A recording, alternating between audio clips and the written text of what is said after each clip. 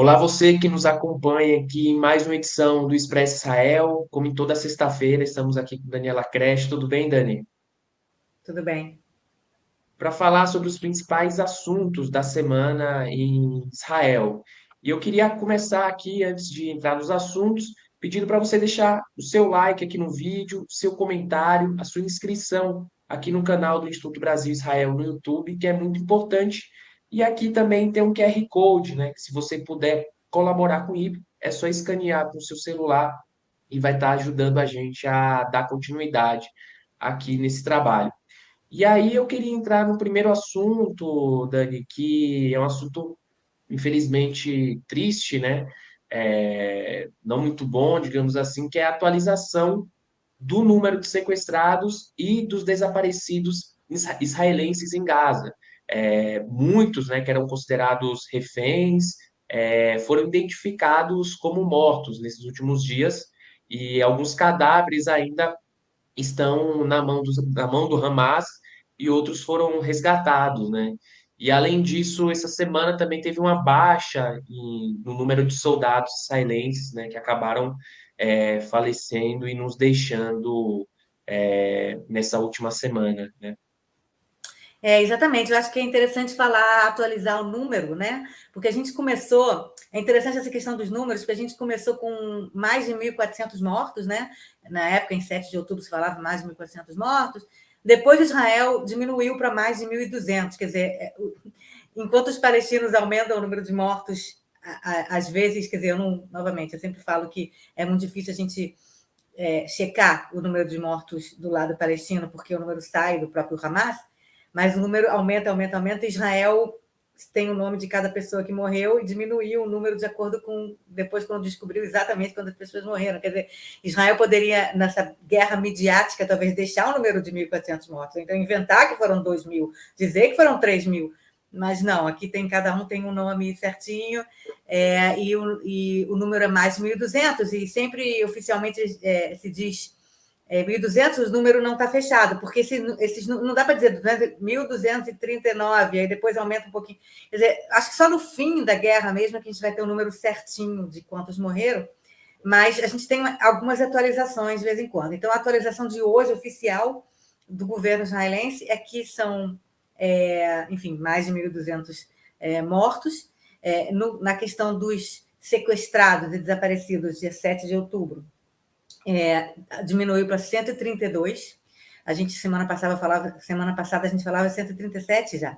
Naquele mesmo dia era 138 e aí diminuiu para 137, então hoje já está 132. Mas não porque 5 ou 6 foram libertados pelo Hamas, não, porque foram identificados como mortos. Né? Quer dizer, então, esses números estão sendo atualizados porque, na medida em que as forças israelenses conseguem resgatar alguns corpos dentro de Gaza, que foi o que aconteceu com 4 ou 5 soldados, eram quatro, você pode mostrar as fotos. Hoje acho que eram 3 soldados de manhã que foram identificados como mortos, não soldados, 3 israelenses, acho que era 2 eram soldados, ou um era soldado, o primeiro Nick, mas o Uron e o Elia Toledano, talvez o Uron tenha sido soldado. Eu vou falar um pouco dessa coisa de soldado ou não soldado daqui a pouco. Mas o Elia Toledano, por exemplo, não era realmente soldado, tinha 28 anos. Provavelmente os outros dois de 19 eram soldados, né, pela idade. E esse Elia Toledano, ele era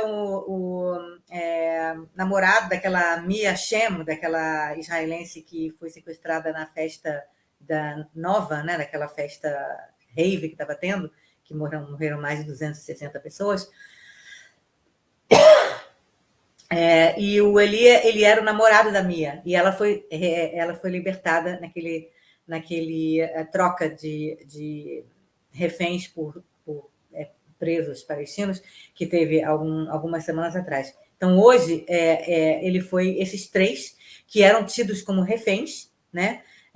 Na verdade, nessa incursão terrestre de Israel na faixa de Gaza, os soldados encontraram os cadáveres. Então, quer dizer, os soldados entraram lá, viram esses corpos e trouxeram de volta os corpos. Então, esses já podem ser enterrados. E agora, um pouquinho antes de eu entrar, a gente fazer essa conversa aqui, mais um foi identificado como morto, ou mais um soldado morreu, não sei exatamente as circunstâncias, mas Então, o número agora são 132 sequestrados. Né? A gente começou com mais de 240, aí teve 118 libertados, sendo que 8 tinham sido antes da tal daquele acordo de troca de prisioneiros.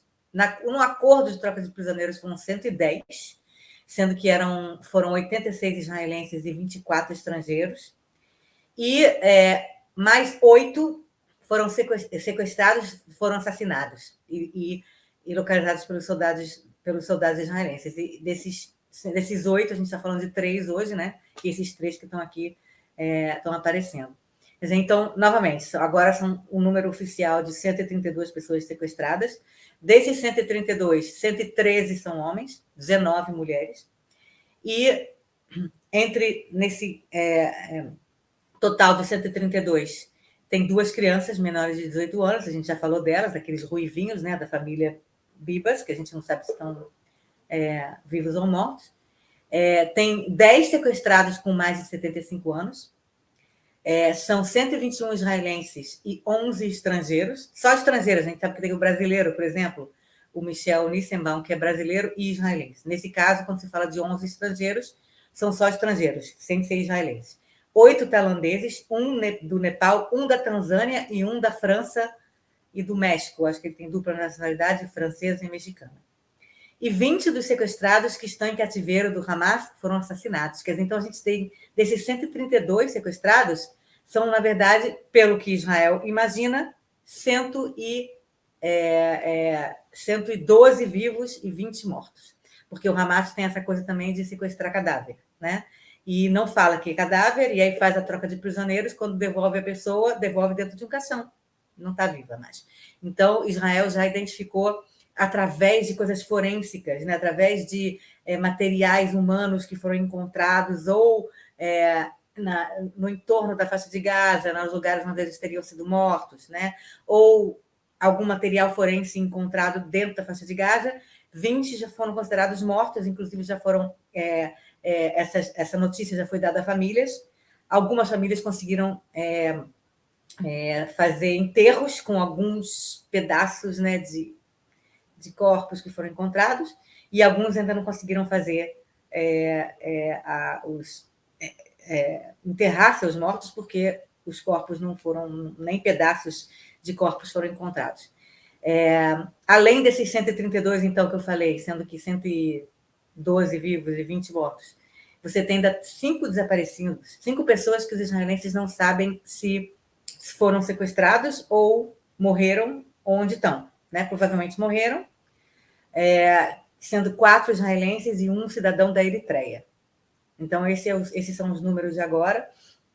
E a gente sabe como é importante essa questão dos sequestrados para Israel. Se tornou, talvez, a questão mais importante das últimas semanas, mais até, talvez, do que derrubar o governo do Hamas. Dentro de Israel tem uma pressão muito grande das famílias, parentes e da sociedade como um todo de reaver os sequestrados, libertar os sequestrados, porque, como eu falei antes, já aqui existe um acordo tácito entre o exército e o governo e os cidadãos israelenses de que ninguém é deixado para trás. E se esse acordo tácito for quebrado, Israel, os israelenses já estão com um problema de não acreditar mais em suas forças de segurança e no governo desde o dia 7 de outubro, em que aconteceu esse massacre de mais de 1.200 mortos, sem que houvesse de surpresa, né? Quer dizer, muito se fala sobre quanto o governo israelense realmente sabia o que ia acontecer, não ia acontecer, mas certamente foi uma surpresa, e os cidadãos se sentem traídos, né? Por suas forças de segurança maravilhosas, e o Mossad, e a inteligência, e não sei o quê, não perceberam, não souberam que isso ia acontecer no dia 7 de outubro. Então, existe uma tentativa do governo agora de tentar recuperar essa confiança do povo, e o primeiro passo para essa recuperação é tentar fazer de tudo para recuperar esses sequestrados que são vítimas dessa falha do governo e das forças de segurança de Israel no dia 7 de outubro. Né? Agora, eu queria falar também um pouco mais dessa questão dos soldados, porque a gente sabe que dos sequestrados, dos 132 sequestrados até agora, a grande parte, 2/3, provavelmente, são soldados, né? Soldados nativos ou da reserva, né? São soldados, né? Você tem as 2 crianças, você tem os 10 idosos e você tem 11 estrangeiros e praticamente o resto que ficou são soldados, homens e mulheres, tá? E os soldados, quer dizer, agora rapidamente se torna realmente no maior número de mortos, quer dizer, mais de 1.200 mortos, você tem mais ou menos 450 desses 1.200 que eram soldados, quer dizer, 1/3, né, soldados. Ainda tem mais civis do que soldados, mas você tem muitos soldados. Sendo que, desde que começou a incursão militar israelense na faixa de Gaza, foram 118 soldados mortos. Talvez esse número tenha aumentado agora. 119, por aí. E para Israel, você todo dia saber de 10 mortos, 3 mortos, 5 soldados mortos, 15 soldados mortos, é terrível. Eu vou tentar explicar isso para as pessoas que não entendem o que é Israel, tá? As forças armadas de Israel não são, como em outros países, profissionais. Não são pessoas um pouco de baixa renda, né, como no Brasil, talvez nos Estados Unidos, até na Inglaterra, que veem na força militar como uma espécie de carreira, né, militar, e talvez porque tenham realmente dificuldades, né, onde moram e tal, então vão e se alistam e recebem, enfim, dinheiro por isso. Israel não é assim. É a sociedade inteira, não inteira, né? Você tem os ultra-ortodoxos que muitas vezes não fazem, né? Muitos árabes não vão para o exército, mas você tem pelo menos algo entre 65% e 70% dos israelenses com 18 anos de idade vão para o exército porque é obrigatório, é mandatório. E não é mandatório no sentido de, que saco, vou para o exército. É claro que eu tenho certeza que muitos israelenses falam que saco, vou para o exército. Talvez a maioria. Mas existe um ethos do exército como uma parte primordial da sociedade, porque sem o exército Israel não tem como sobreviver. Israel não tem como sobreviver aqui por causa dos inimigos em torno, desde que Israel existe, 75 anos atrás, que o tempo todo entram em guerra ou fazem ataques terroristas ou atacam Israel. Então, sem exército, Israel não existe, não tem como existência. Então, um soldado aqui em Israel é considerado uma pessoa que está fazendo uma espécie de sacrifício pela pátria, digamos assim, e que é muito bem visto por isso. Quer dizer, ele está lá porque é mandatório, é obrigatório, mas ele é, na verdade, considerado uma espécie de herói antes mesmo de fazer qualquer coisa, porque ele está participando dessa luta nacional pela existência do país, né? pela própria sobrevivência do país. E os soldados são todos. Eu sempre digo que o exército é como se fosse uma espécie de praia israelense. Não é totalmente assim, existem algumas unidades onde tem gente um pouco mais assim, um pouco mais assado, é verdade. Mas na maior parte das unidades de combate ou não combate, se encontram lá, nessas unidades, pessoas com mais dinheiro, com menos dinheiro, branca, preta, árabe, judeu, druso, beduíno, gente que mora no norte, gente que mora no sul, gente que é askenazita, gente que é sefaradita ou etíope.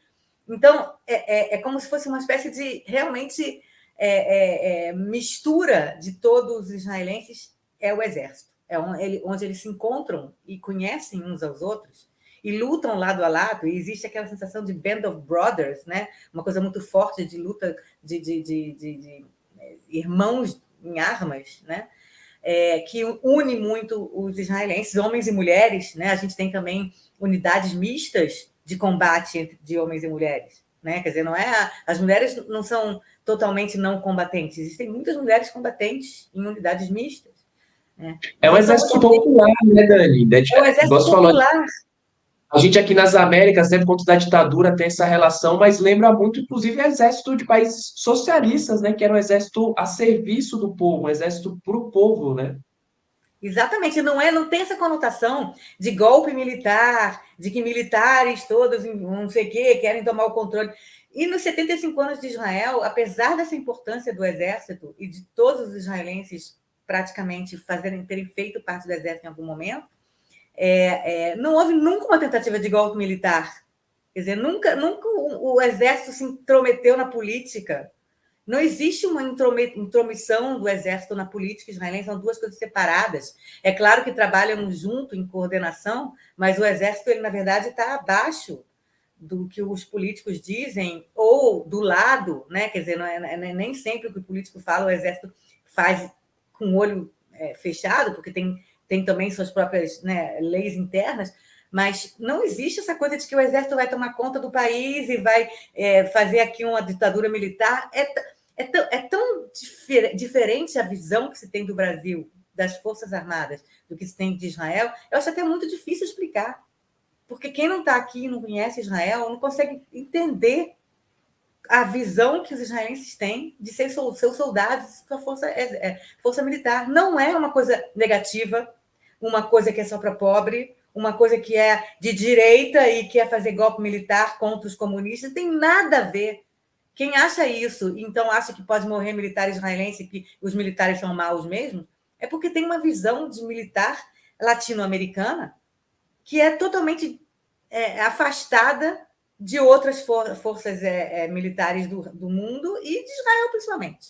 Tá? Quer dizer, então, aqui, quando morre um soldado de 18, 19 anos, começa o Jornal Nacional daqui contando a história inteira da vida do menino, entendeu? Porque é considerado um menino de 18, 19 anos, é adolescente ainda, que morreu, e é obrigatório que ele estava lá, ele foi defender seu país, e ele pode ser seu vizinho, o filho da sua amiga, filho do seu chefe, o primo do seu amigo, entendeu? Não é aquela coisa assim, só vai para o exército quem está de renda mais baixa. Não. A gente viu na semana passada, eu falei sobre o filho do chefe das Forças Armadas, há bem pouco tempo atrás, que faz parte do gabinete de guerra, o Gal Eisenkot, que morreu semana passada.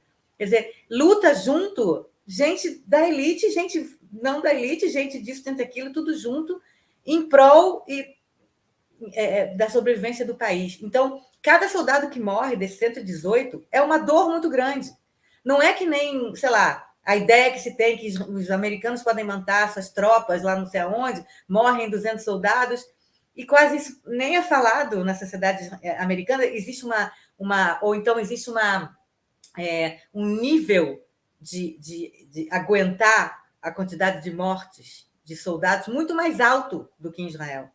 Aqui, o que pode talvez terminar com essa guerra é exatamente o chegar a um limite que a sociedade israelense não aguenta mais que seus filhos morram, que seus soldados morram. É uma pressão muito forte interna, e que é uma fraqueza de Israel. E o Hamas sabe disso. A fraqueza tem de falar a Força Aérea Israelense, o Exército Israelense, não sei o quê, então eles são muito fortes, têm muitas armas. Mas qual é a fraqueza, entre aspas, de Israel? É que seus soldados valem muito. Então você não pode, manda aí um monte de comandos agora, não sei o quê, e se morrer 200 não tem problema, desde que faça a missão e tal, não sei o quê. Não dá, porque os israelenses consideram muito importante a vida de cada soldado. Então você não pode ficar sacrificando o soldado assim e achar que a sociedade vai, ok, beleza, morreu um montão de soldado, mas tudo bem. Entendeu? Não tem tudo bem. Então, muita gente pede para Israel agora fazer cessar-fogo ou fazer incursões na faixa de Gaza, mandando mais comandos para lugares específicos, sem atacar pela Força Aérea e tal, não sei o quê, mas que talvez faça com que demore mais a ação militar israelense, os objetivos militares de Israel, e que morram mais soldados. Para sei lá, americanos ou britânicos ou outras forças militares, esse fator que morram mais soldados pode parecer um fator menos importante. Tá bom, em vez de morrer 200, ou morrer 500. Tá, mas a gente conseguiu nossa missão. Em Israel não tem condição de pensar numa coisa dessa. A primeira coisa mais importante é a quantidade de soldados que vão morrer. Entendeu? É muito mais importante do que, às vezes, do que chegar ao fim da missão. É por isso que eu falo que é possível que essa guerra contra o Hamas termine antes mesmo de Israel conseguir o seu objetivo de acabar com o Hamas, por causa da morte de soldados. E o Hamas sabe disso. É uma fraqueza militar israelense.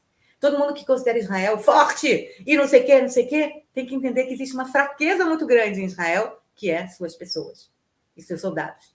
Então, é uma faca de dois gumes, gumes como qualquer coisa por aqui. É só para tentar entender, explicar um pouco mais o ethos do soldado israelense. Como é diferente do que a gente pensa no Brasil, o que é um soldado, o que é um militar. O objetivo é diferente, as pessoas que estão no exército são diferentes, a importância deles dentro da sociedade é diferente e o valor à vida de cada um deles talvez seja diferente. Tá? Então, é importante a gente entender isso quando a gente fala de número de soldados israelenses mortos. E muitos valores éticos também, até com o inimigo, né? Ontem viralizou nas redes sociais um vídeo de militares entrando em Jenin, fazendo uma reza judaica dentro de uma mesquita, e o vídeo circulou, e logo em seguida essas pessoas do exército foram punidas, foram afastadas, todo o processo interno ali, coisas que, como você falou, no Brasil e em outros lugares do mundo, existe uma passação de pano, existe alguma coisa ali de não olhar um lado do outro, né? Então, acho que todos esses aspectos que você traz aqui, eu acho que é muito importante para entender como o exército de Israel é na sociedade e fugir, né, desse lugar de soluções simples, como você colocou, de ou atacar todo mundo e acabar com tudo, ou cessar fogo. E Eu aí, acho que, João, é muito importante você estar falando. Quero só voltar um pouquinho, cortar você, desculpa, porque é muito importante você estar falando. O exército israelense, como o exército do povo, ele tem gente do povo inteiro. Então, tem gente que é bem educada, gente que é mal educada, gente que é legal, gente que é chata, gente que é ruim, gente gordo e magro, alto e baixo. Tem tudo no exército, assim como tem tudo na sociedade. É um microcosmo da sociedade. Então, vai ter soldado que vai fazer besteira. Entendeu? E aí vai da prisão militar porque fez aquela besteira, vai ser julgado, vai ser não sei o quê. E tem um montão de soldados que não fazem besteira. Existe um código de ética muito importante e muito forte dentro do exército. Soldado que sai desse código de ética mata gente que já tinha pedido. A gente falou da semana passada do israelense que foi morto por um soldado da reserva que achou que o cara era terrorista, mas todo mundo viu que o cara já estava com a mão em pé, mão para o alto, e não estava sendo uma ameaça mais. Não pode pelas leis militares. Esse soldado vai ser preso, entendeu? Foi preso, ele continua, está esperando agora o julgamento. Entendeu? Quer dizer, então não é qualquer coisa, pode fazer qualquer coisa. Não, tem regras. E tem que ter regras porque é todo mundo que vai. É um microcosmo. Então tem que ter regras e leis, assim como na sociedade como um todo tem regras e leis. Né? O soldado, o exército também é considerado um lugar de ponta de lança de várias coisas sociais também.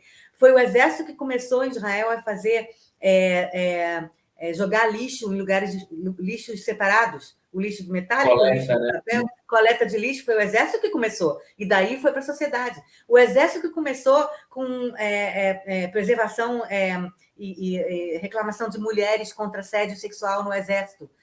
Começou a ter um departamento especial para isso, que aos pouquinhos na sociedade foi também. Quer dizer, o exército consegue também ser ponta de lança de questões sociais no país, porque é um microcosmo do país, né? Então, tentar entender um pouco o que é, quando você fala de exército e soldado israelense, tirar um pouco da cabeça essa imagem que alguns brasileiros falam de exército mau e que fica pintando árvore. Não tem nada a ver com o exército israelense. Eu sugiro tentar entender um pouco melhor e entender também por que isso se torna uma espécie de fraqueza no momento que morre muito soldado. Né? Exatamente, Dani. E dentro desse universo militar aqui que a gente está falando, eu queria entrar no segundo assunto aqui desse programa, que é uma questão que é, digamos assim, delicada também para Israel, que é a questão dos Houthis, que é um proxy do Irã, é um grupo radical xiita, que atua no Iêmen, um país que faz fronteira com a Arábia Saudita, com Omã, fica muito próximo da Etiópia e de Israel também, e né, desde o dia 7 de outubro, esse grupo radical tem atacado embarcações que estão passando ali na região, inclusive eles chegaram a sequestrar uma embarcação e a situação começa a ficar grave e os Estados Unidos está construindo uma coalizão internacional para deter a ameaça, né? É mais um espinho ali no calcanhar de Israel, digamos assim. Com certeza, a gente fala que Israel está lidando com várias frentes militares nesse momento, frentes de guerra. Uma é a frente, né, sul, digamos assim, mais perto do Egito, que é Gaza. Você tem a frente norte, que é o Hezbollah, que a gente tem falado também, que continua atacando. Hoje já teve vários alertas de sirene contra o norte de Israel também, porque o Hezbollah continua atacando Israel do norte. E você tem agora a frente de guerra contra esse grupo terrorista chamado Houthi. Na verdade, eles falam Houthi, que eles são proxies, né? São representantes do Irã. Eles são um grupo que começou muito pequeno, que conseguiu tomar o poder através de um golpe, de uma guerra civil lá.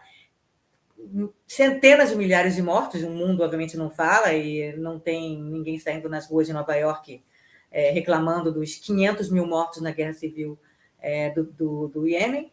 E eles são radicais islâmicos, terroristas, fundamentalistas. E eu acho que eu já falei aqui, não sei se falei aqui ou num dos textos que eu escrevi, que o bordão deles, quando eles se encontram de manhã, depois do café da manhã, é morte aos Estados Unidos, morte a Israel, morte aos judeus. É o bordão. Bordão, alô, bom dia, como vai você? Morte aos Estados Unidos, morte a Israel, morte aos judeus. Esse é o bordão, quer dizer,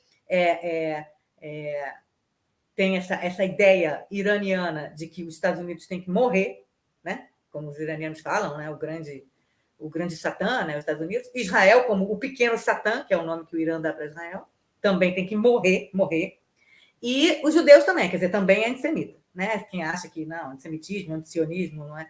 Os Houthis são, para ficar claro, eles são antissemitas e antisionistas junto e deixam claro as duas coisas, né? Anti-Israel e anti-judeu como um todo.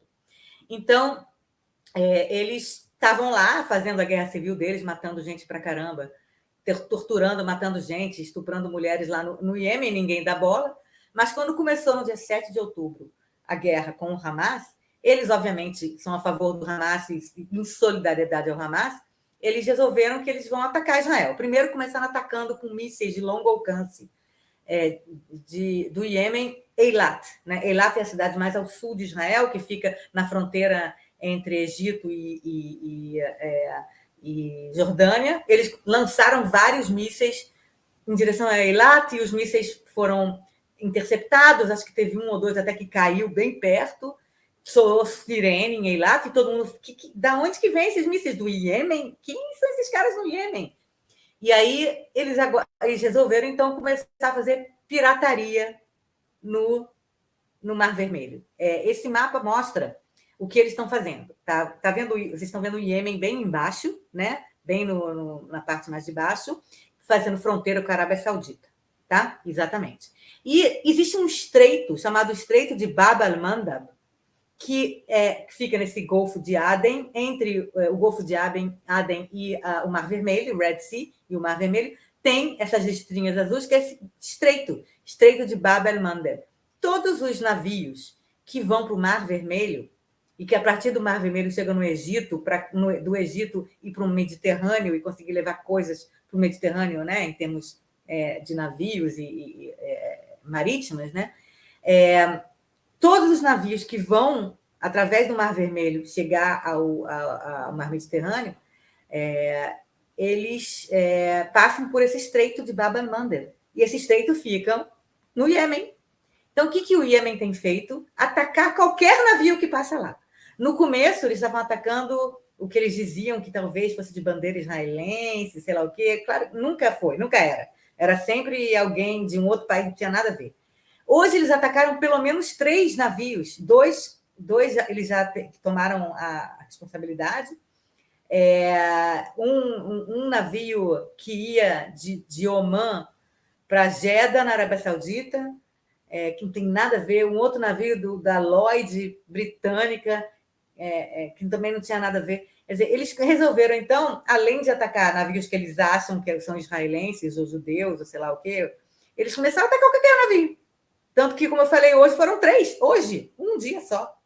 E esses navios são navios porta-containers, daqueles que vão levar a sua compra do Shein, ou sei lá, entendeu? O Alibaba, que você compra no Brasil ou qualquer outro lugar na Europa.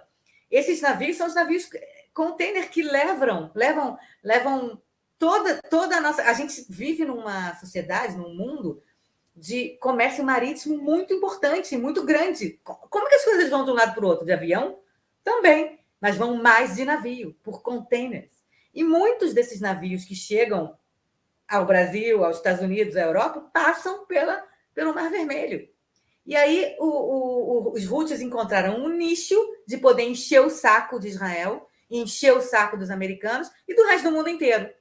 Enquanto Israel não sair de Gaza, a gente vai continuar atacando. É uma coisa assim absurda, porque não tem nada a ver esses navios que estão passando por lá com a guerra, entendeu? Então, eles encontraram um nicho lá que eles ficaram importantes e conseguiram, né? Eu sempre falo que terrorismo é from zero to hero, né? O que é um cara que é terrorista? O cara que é terrorista, ele é um nada, se sente um nada, ele encontra uma causa absurda e ele resolve se matar por essa causa, e se ele se matar, ele vira herói para alguém, né? Para os amantes dessa causa. From zero to hero. Então, os Houthis, que são um zero, que ficam matando lá e fazendo chacina no Iêmen, encontraram uma maneira de virar heroes das pessoas que são a favor do Hamas, que são contra Israel, tal e tudo, atacando qualquer navio, porta-container enorme, aqueles navios enormes que passam pelo Estreito de Bab el-Mandeb. E por causa disso, os Estados Unidos decidiu construir uma coalizão internacional para lutar, para deter essa ameaça dos Houthis, porque não é uma ameaça só contra Israel e os Estados Unidos. Pelo contrário, muito pouco contra Israel. Entendeu? Não é tudo que Israel precisa e importa, vem por lá, vem principalmente pelo mar Mediterrâneo. Mas, claro, que também muita coisa que vem para Israel também vem por lá. Mas não é só... Israel é um negócio desse tamanho. Não sei se dá para ver aqui, eu acho que dá para ver Israel nesse mapa de tão pequeno que é, ou um pedacinho de Israel lá por... lá onde está vendo... Onde está escrito Jordan, não tem Israel no mapa, não está escrito o nome Israel. Onde está escrito Jordan, aqui do lado, o pedacinho aí é Israel. Quer dizer, por causa desse pedacinho pequenininho, eles vão acabar com o comércio marítimo mundial. Vai começar a faltar grãos no Egito, que já é complicado por causa da Ucrânia, que já nem recebe mais os grãos. Quer dizer, então, existe essa coalizão internacional que vai se unir, porque o que mais une as pessoas no mundo é o bolso, né? Se essas empresas começam a ver que elas não conseguem mais passar por lá, porque vai ter míssil caindo nos navios, piratas, Houthis entrando nos navios e atacando, como já teve nas últimas semanas também, eles vão se unir para assegurar a continuação do comércio marítimo internacional. Né? Quer dizer, quando é com o bolso deles, né, quando o mundo, né, percebe que o bolso está sendo ameaçado, alguma coisa vai ser feita. Infelizmente, eles não pensam que a segurança ou a paz em Israel seja tão importante para fazer uma coalizão internacional para assegurar a paz em Israel e a segurança, né, de Israel e de todo o Oriente Médio. Né? Mas, no caso, né, assegurar o transporte marítimo é importante. Então, mais um grupo proxy do Irã tomando casquinha dessa guerra e decidindo virar from hero to zero. Ao contrário, from zero to hero.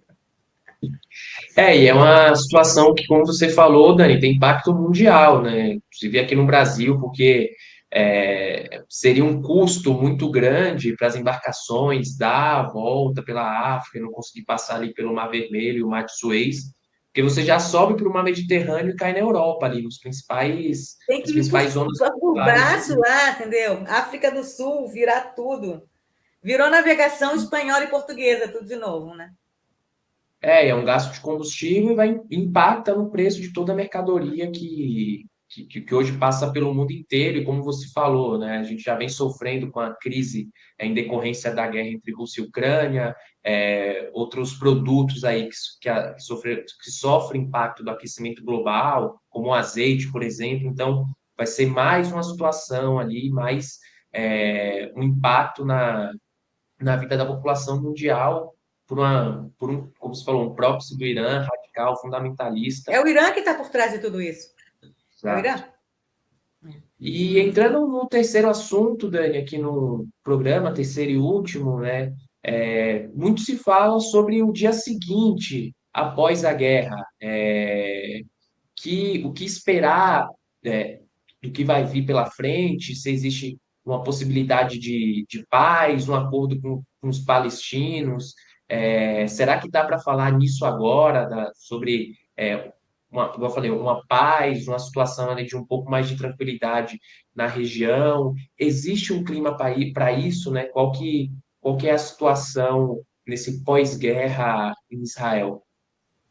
Pois é, eu não vou falar muito desse assunto, não, que é um assunto enorme também. A gente já falou, eu falei muito até agora, então a gente já está chegando no fim do programa. Mas eu acho que é importante falar sobre isso, porque eu vejo muita gente no mundo começando a falar do day after, né, do dia seguinte. O que vai acontecer com Gaza no dia seguinte? Será que isso é uma oportunidade de Israel fazer um acordo com os palestinos depois de uma coisa dessa? Muita gente lembra a guerra do Yom Kippur, em 1973, que foi em 1973, e 5 anos depois, em 1978, Israel estava firmando um acordo de paz com o Egito, que participou da guerra, que esse acordo que existe até hoje. Quer dizer, será que não é uma oportunidade, depois de uma crise, talvez a gente possa colher disso bons frutos, né? De repente vai ter um acordo de paz, então, tal. E aí eu quero deixar claro que essas conversas fora de Israel e no mundo não fazem o menor sentido nesse momento para os israelenses. Os israelenses estão lambendo suas feridas, chorando cada soldado que morre, e tem que escutar o mundo falando, e agora fazer paz com os palestinos? Está no meio da guerra, o Hamas ainda existe. A gente sabe por algumas opiniões, por alguns como é que chama? Enquetes, que os palestinos estão muito a favor do Hamas nesse momento, porque também estão lambendo os seus feridos, os seus mortos. 90% a opinião pública palestina é a favor do Hamas. Não sei, eu não sei de algumas enquetes, pode ser que cada enquete fale uma coisa diferente, mas nesse momento em que há uma guerra tão terrível entre dois lados e tantos mortos nos dois lados, você começar agora a falar, então tá, depois da guerra, vamos fazer a paz, só faz sentido para quem está completamente detached de qualquer sentimento do que os dois povos estão passando. São dois povos que estão sofrendo e estão com muitos mortos, né? Claro que os palestinos mais, apesar de que, obviamente, eu, novamente, não sei os números certos. E você agora começar a falar, e depois da guerra o que vai ser, está no meio da guerra, nem chegou no fim da guerra. E aí vai começar. É claro que tem que ter uma visão de horizonte, é verdade. Eu acho que falta muito nos dois lados uma visão onde que a gente quer chegar, né? Independentemente, inclusive, da guerra. Né? Quer dizer, o que nós gostaríamos que fosse o futuro da região, tá? Falta muito isso, ou então tem muitas visões que sem consenso, né?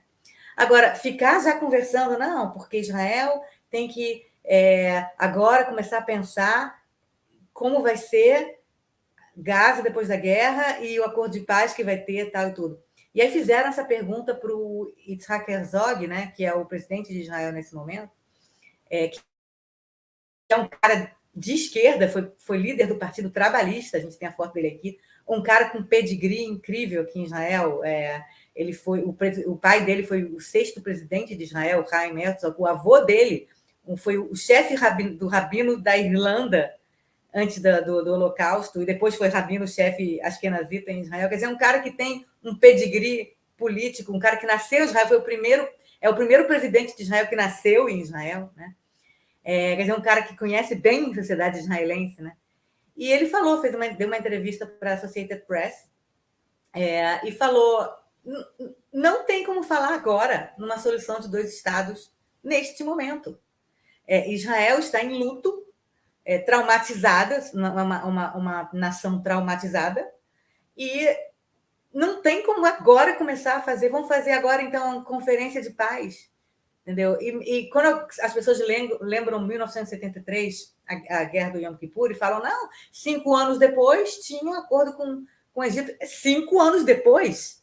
E eu ouvi umas entrevistas com algumas pessoas que, na época, lembraram do acordo de paz com o Egito, que algumas delas falaram, poxa, 5 anos depois, nós ainda estávamos céticos em relação ao acordo com o Egito, e também nos doeu muito, porque teve muitos mortos em 1973. E 5 anos depois já está fazendo paz com o Egito, doeu para a gente também. Quer dizer, então, também nem naquela época foi consenso o acordo de paz. Mas o acordo de paz só foi possível porque existia um líder egípcio chamado Anwar Sadat, inclusive pagou com a vida dele por isso, que foi a Israel, fez um discurso no parlamento israelense e falou no more war, no more bloodshed. E falou, aceito o Estado de Israel, não quero mais guerra. Que líder palestino, ou do Hamas, tá? Ou, enfim, ou mesmo do Fatah, teria coragem hoje de falar não quero mais guerra com Israel e no parlamento israelense falar aceito a existência de Israel, não vamos mais guerrear. Nenhum falou isso o suficiente, talvez, para convencer o público israelense da seriedade dessa vontade de paz. Quer dizer, então, você agora, no meio da guerra, ficar exigindo que os israelenses façam um acordo de paz e já começar a pensar qual vai ser o acordo de paz depois, e que tem que fazer isso, tem que fazer aquilo, dando aulinha para os israelenses, tem que fazer isso, tem que fazer aquilo, não sei o que, não sei o que. No meio em que os israelenses estão só com dor, todo dia lendo no jornal, e a cada minuto lendo as notícias dos sites para ver quem morreu. Quem é o soldado de 19 anos que morreu? É filho de quem? Conheço ele de onde? E aí começar a falar já em acordo de paz. Quer dizer, eu acho que tem que ter um pouco de calma nesse momento, de entender o que está acontecendo e de parar de exigir também, não só de Israel, mas do lado dos palestinos também, já vão fazer paz. Eu acho que o que tem que acontecer agora, nesse momento, é Israel passar por esse momento, que eu não sei quanto tempo vai demorar, não sei se vai ter, a guerra vai durar muito mais tempo, o que vai acontecer. E aí, depois disso, depois que os israelenses já tiverem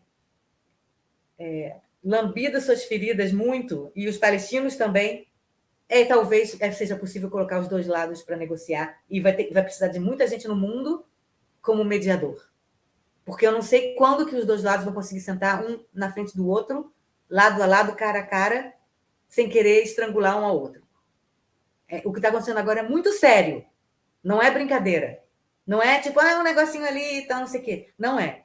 É uma coisa muito séria que está acontecendo entre os dois povos. Não existe consenso em nenhum dos dois lados sobre o que fazer. E o que é menos necessário nesse momento é que venha gente do mundo todo agora dar aulinha do que tem que fazer. Então, o que tem que fazer, ao meu ver, eu dando aula, é esperar a resolução, né, dessa guerra infeliz, e trágica e triste, e que mediadores, com muita vontade de que haja paz nessa região, consigam sentar com os dois lados para chegar a algum tipo de solução que pelo menos garanta segurança para os dois lados. Não uma solução justa, porque solução justa não existe. Isso Yuval Noah Harari sempre fala. Quando você senta para negociar entre dois povos que estão em guerra, cada lado quer justiça, mas justiça não existe. O que existe é você olhar no futuro, para o futuro, para ver se no futuro vai dar para fazer paz, e não ficar tentando fazer justiça pelo que aconteceu no passado. Porque aí não vai dar. Aí vai ser sempre então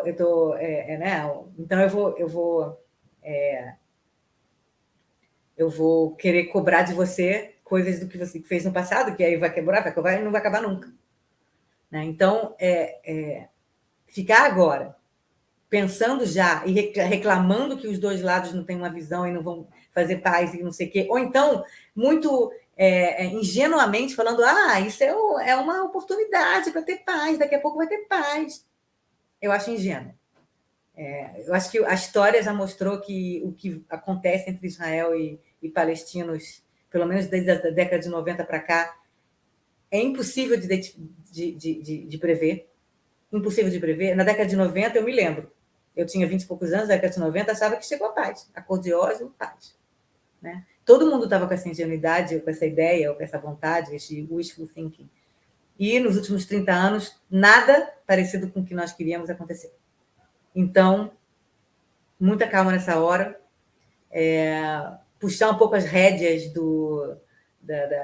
da ingenuidade e das aulinhas, e tentar entender o que agora está acontecendo, que é muito sério, que está acontecendo em Israel e também entre os palestinos. Mas eu falando aqui de Israel, o que acontece dentro da sociedade israelense hoje é muito, muito, muito triste, muito sério, muito difícil. Para convencer os israelenses a fazer paz com os palestinos agora, nesse momento, impossível.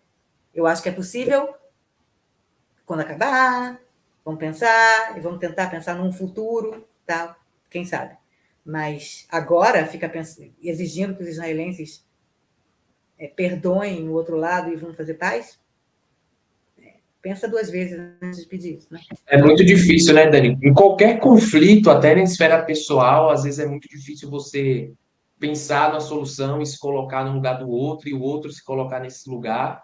E, e como você trouxe, é muito difícil. Os dois povos estão machucados, os dois povos estão feridos, né? Mas é uma situação que envolve várias camadas, o número de sequestrados, o número de mortos, né?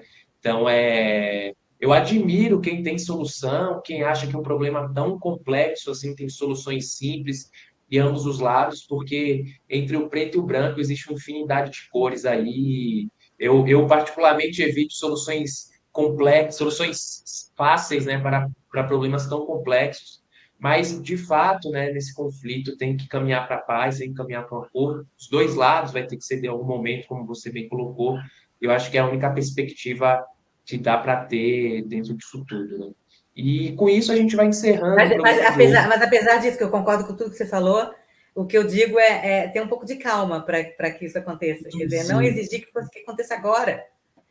Infelizmente, né? Nós adoraríamos que acontecesse uma paz mundial agora, que nem concurso de Miss, mas não vai acontecer, infelizmente. Como diz a música do Benegão, seletores de frequência, o processo é lento, né? O processo é lento, demora, tem que Exato. respirar e um passo de cada vez.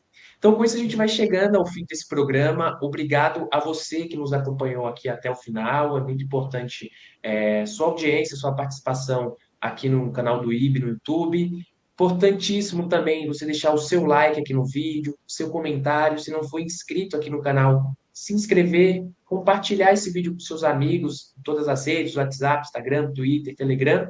E, se possível, colaborar aqui com o IB, lendo esse QR Code com o seu celular. Dani, muito obrigado. Mais um programa excelente aqui, sempre bom vocês estão acompanhando sexta-feira. E até semana que vem. Obrigada, João, até semana que vem. E obrigada a vocês todos que acompanharam até o final. Tchau. Um abraço. Tchau, tchau.